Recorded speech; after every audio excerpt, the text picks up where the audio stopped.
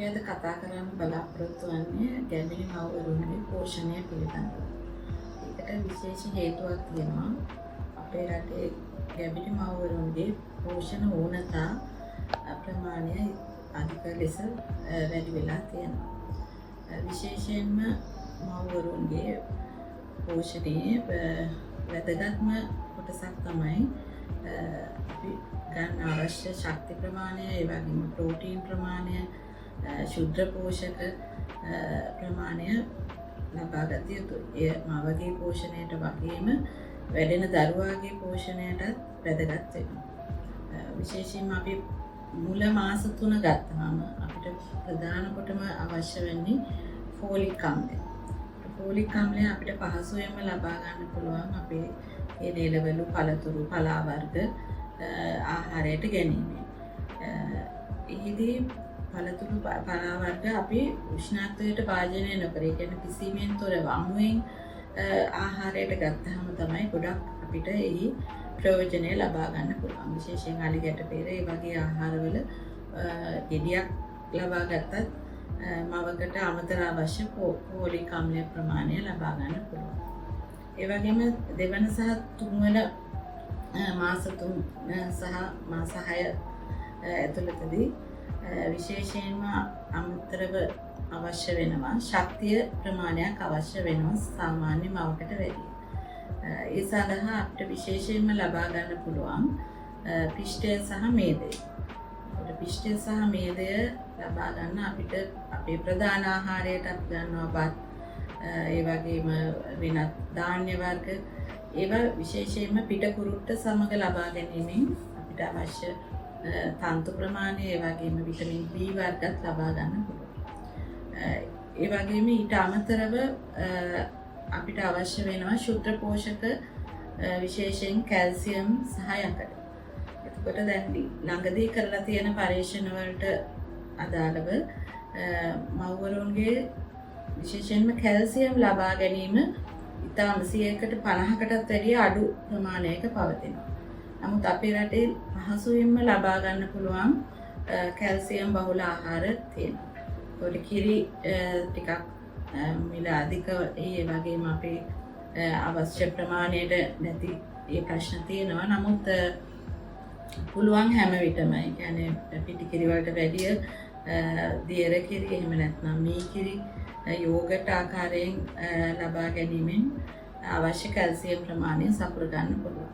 ඒ වගේම හාල් මැස්සෝ වැනි ආහාර ලබා ගැනීමෙන් අපිට අවශ්‍ය කැල්සියම් ප්‍රමාණය ගන්න පුළුවන්. ඒ වගේම අපි ගොඩක් පලා වර්ග තියෙනවා කැල්සියම් බහුල. ඔය කතුරු මුරුංගා කොළ, ඒ වගේ පලා වර්ග අපි ගන්නවා තමයි. නමුත් අපි ගන්න ප්‍රමාණය මදිකමක් තියෙනවා. ඉතින් ඒ හින්දා තමයි ගොඩාක්ම අපේ අම්මලාගේ කැල්සියම් ලබා ගැනීම, යකඩ ලබා ගැනීම අඩු වෙලා තියෙනවා.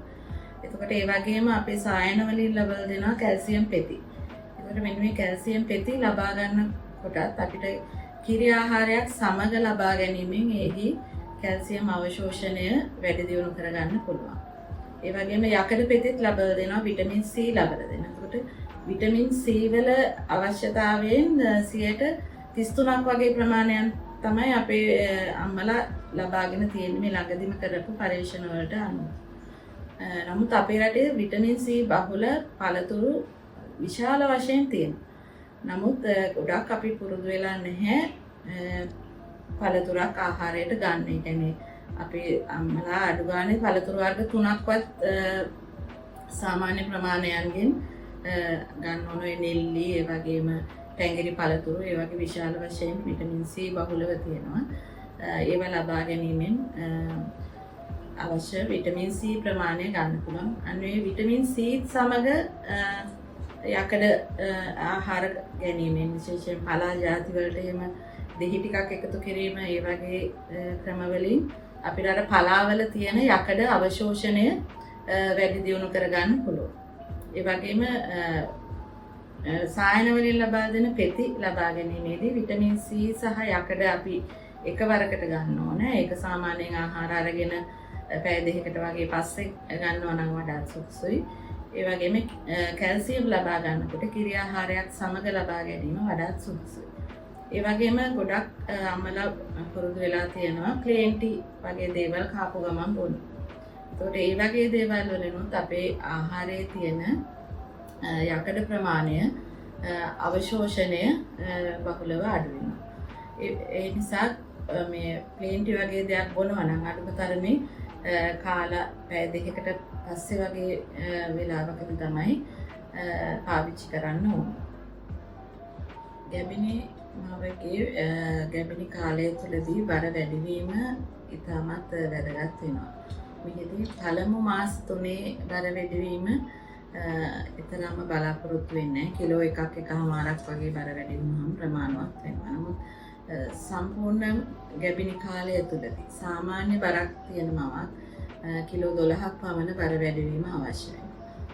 නමුත් ගැබිණි මවගේ ගැබිණි කාලයට පෙර බර අඩු නම් ඒ කියන්නේ අඩු බරක හිටපු මවක් නම් ඇයගේ බර සාමාන්‍යයෙන් කිලෝ 12ක් 18ක් වගේ ප්‍රමාණයක් වැඩි වෙන්න ඕනේ. නමුත් මවගේ අතිබර තියෙන මවක් නම් සාමාන්‍යයෙන් කිලෝ 6ක් 8ක් වගේ බර වැඩිවීම ප්‍රමාණවත් වෙනවා. මේ සඳහා අපි ඉතා සැලකිලිමත්ව අපේ ආහාර ගන්න ඕනේ. සමහරක් අම්මලාගේ ප්‍රෙග්නන්සි එකේ අවශ්‍ය බරට වඩා වැඩි ප්‍රමාණයක් වැඩි වෙනවා. එහිදී වෙනත් සංකූලතාවලට ඇති වෙන්න පුළුවන් අවදානම් වැඩි, විශේෂයෙන් ගැබිණි කාලය තුළ ඇතිවන දියවැඩියාව, අධික රුධිර පීඩනය වැනි සංකූලතා ඇති වෙන්න පුළුවන් අනවශ්‍ය ලෙස බර වැඩි වීම. ඒ වගේම ළඟදී කරපු පරීක්ෂණවලදී සොයාගෙන තියෙනවා බර අඩු මවවරුන් මෙන්ම 40%ක් විතරම අධික බරක් තියෙන මව්වරුත් අපි අතර ඉන්නවා කියලා. ඉතින් මේ හේතු වෙන්න පුළුවන් මේ වැනි සංකූලතා ගැබිණි මව්වරුන් අතර වැඩි වෙන්න. එම නිසා අපි ඉතා පරිස්සමෙන් ආහාර ගන්න ඕනේ. මොකද අවශ්‍ය ප්‍රමාණයට වැඩිය අඩු වුණොත් මවගේ බර වැඩිවීම අඩු වෙනවා. ඒ වගේම අනවශ්‍යව අධික ලෙස ආහාර ගැනීමෙන්, විශේෂයෙන් පිෂ්ඨය සහ මේදය අඩංගු ආහාර අධිකව ලබා ගැනීමෙන් අනවශ්‍ය ලෙස බර වැඩිවීමක් සිද්ධ වෙන්න පුළුවන්. එම නිසා මාසයක් හැම මාසෙම ගොඩක් වෙලාවට ගැබිණි මව්වරු සායන වලට පැමිණෙනවා. එහිදී අවශ්‍ය බර වැඩිවීම තියාගන්න අපි සැලකිලිමත් වෙන්න ඕනේ ඒ සඳහා. නමුත් බර අඩු සහ බර වැඩි මව්වරු විශේෂයෙන් පෝෂණ වේදීන් සඳහා යොමු කිරීමක් සිද්ධ වෙනවා. ඒකෙදී අපි මවගේ අවශ්‍ය ප්‍රමාණයට ඇයගේ ආහාර රටාව නිවැරදි කරනවා.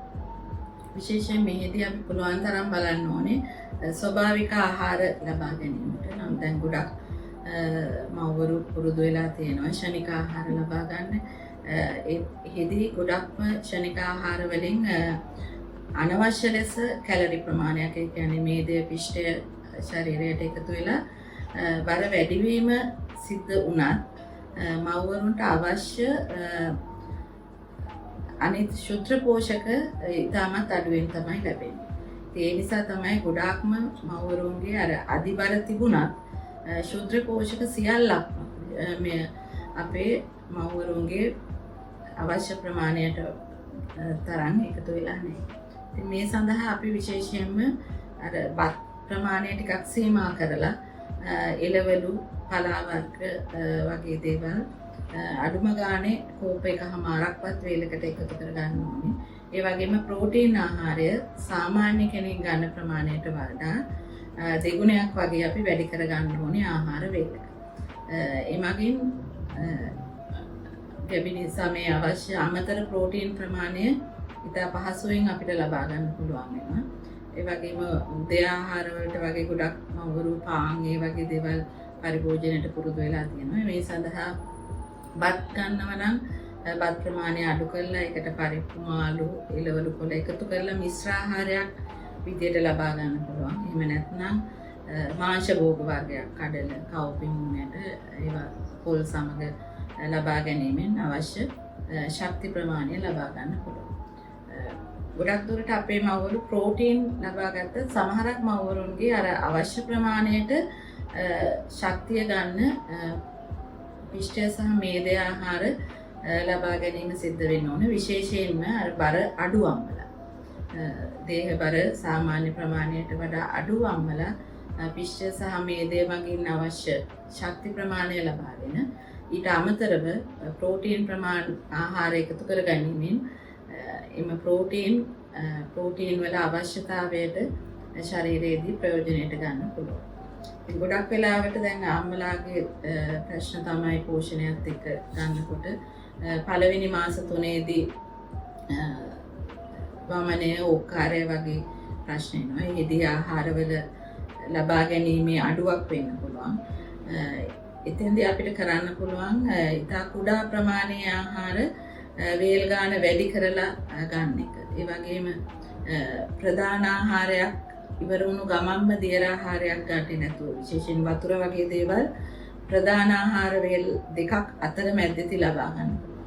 ඒ වගේම දියර ආහාර අපිට ස්ට්‍රෝ එකකින් වගේ කුඩා ප්‍රමාණ වලින් ලබා ගැනීම. ඒ කියන්නේ එක සැරේම වීදුරුවෙන් බීගෙන යන්නේ නැතුව ස්ට්‍රෝ එකකින් හරි තේ හැන්දකින් හරි කුඩා ප්‍රමාණයෙන් දවස පුරා ලබා ගැනීමෙන් වමනය වගේ අපිට අඩු කරගන්න පුළුවන්. ඒ වගේම පොඩ්ඩක් ඒ කියන්නේ සෙම ගතියක් නැත්නම් මේ දියර වර්ග කූල් කරලා ගන්න එකෙන් මුත් අපිට වමනය ටිකක් අඩු කරගන්න පුළුවන්. එහිදී දැන් ප්‍රධානම මුල මේ මාස 3ේදී අර යකඩ කැල්සියම් ප්‍රෝටීන් අවශ්‍යතාවය බොහෝ වැඩි නැති වුණත් අපි එළවලු පළතුරු පලා වර්ග මගින් ෆෝලික් ඇසිඩ් ප්‍රමාණය ලබා ගැනීම, ඒ වගේම අපේ ලවණ ප්‍රමාණය පවත්වා ගැනීම, ඒ වගේම දියර ප්‍රමාණය පවත්වා ගැනීම ඉතාමත් වැදගත්. එතකොට ඊට පස්සේ තියෙන මාස 3යි අන්තිම මාස 3ේදී අපි අනිත් පිෂ්ඨය මේදය අඩංගු සමබර ආහාර වේලක් ලබා ගැනීම ඉතාම වැදගත් වෙනවා. මෙහිදී පුළුවන් තරම් අපි ස්වභාවික ආහාර යොදාගෙන ධාන්‍යයට කුරුට සහිත ධාන්‍ය වර්ගයක්, ඒ වගේම එළවලු පළතුරු පලා වර්ග, පුළුවන් තරම් කෘමිනාශක භාවිතයෙන් තොර එළවලු පලා හොයා ගන්න පුළුවන් නම් ඉතාමත් වැදගත් වෙනවා.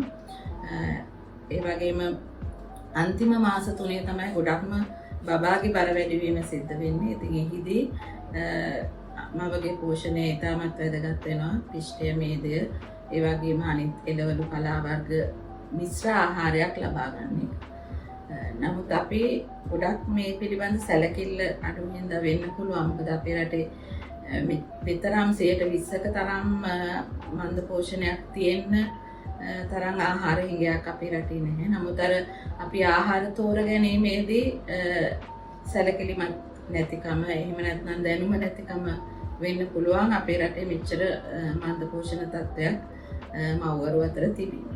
ඒ නිසා අපි පුළුවන් තරම් සැලකිලිමත් වෙන්න ඕනේ පෝෂණය පිළිබඳව. ඒ සඳහා පවුලේ අනිත් අයගේ උදව්ව මව්වරුන්ට ලබා දෙන්න ඕනේ. විශේෂයෙන් සමහර මව්වරුන්ට තමන් පිළියෙල කරගත්තු ආහාර කන්න බැරි ප්‍රශ්න වගේ තියෙනවා ප්‍රෙග්නන්සි එකේදී. පවුලේ අනිත් අයගේ සහයෝගය, ඒ වගේම මවගේ තියෙන අපහසුව තේරුම් ගැනීම පවුලේ අනිත් සමාජිකයන් විසින් කර යුතුයි. මෙසේ සැලකිලිමත්ව ගැබිනි කාලය පුරාම ආහාර ලබා ගැනීම වැදගත් වෙනවා මවට හොඳින් මව් කිරි ලබා දීම සඳහා. ඒ කියන්නේ මව් කිරි ලබා ගැනීමට මවගේ ශරීරය සැකසීමේ සඳහා අවශ්‍ය පෝෂක පදාර්ථ මවගේ ශරීරයේ තැන්පත් වීම සිද්ධ වෙනවා ගැබිනි කාලයේ. ඒකට මේ ගැබිනි කාලයේ පෝෂණය මවගේ පෝෂණයට, ඒ වගේම දරුවාගේ වැඩිවීමට, ඒ වගේම දරුවාට මව් කිරි දීමට මේ සියල්ලන්ටම බලපානවා මේ කාලයේදී නිවැරදි පෝෂණයක් ලබා ගැනීම.